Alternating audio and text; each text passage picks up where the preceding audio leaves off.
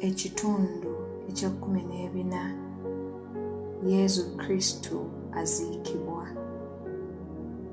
Omulambo gwa Yesu baaguziraga ne baguziika mu ntaana.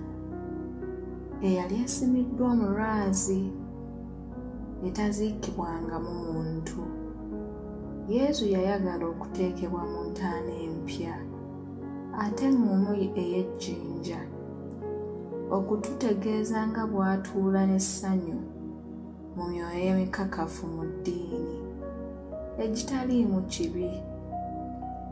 Ayi Mulokozi, omwagazi w'abantu abatukuvu, emyoyo gyaffe ogimanyi nga bwe giri emirebevu era nga si mirongoofu.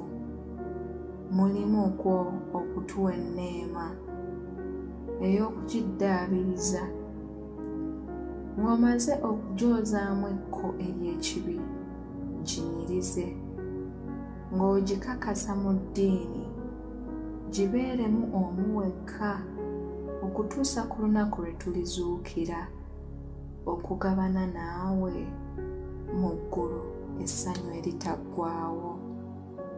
Kitaffe ali mu ggulu, erinnya lyo litiibwe.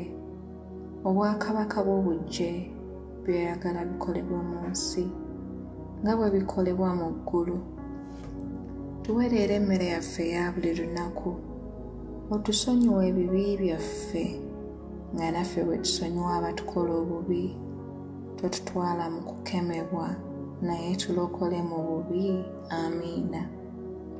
Mirembe Mariya, ojjudde enneema, Omukama ali naawe. Waweebwa omukisa mu bakazi bonna, ne Yesu omwana ow'endaayo naye wa mukisa. Mariya omutuukirivu nnyina Katonda, tusabire ffe aboonoonyi, kaakano ne mu kaseera ak'okufa kwaffe. Amiina. Ekitiibwa kibe ekya Patri n'ekya Mwana n'ekya Mwoyo Omutuukirivu nga bwe kyaliwo olubereberye na kaakano ne bulijjo emirembe n'emirembe. Amiina. Ayi Mukama tusaasire, ayi Mukama tusaasire. Emyoyo gy'abakkiriza Katonda agikwatirwe ekisa, agiwa ekiwummulo eky'emirembe. Amiina. Ebiwundu ebya Yesu, ayi Mariya obyolanga mu myoyo gy'abaana bo.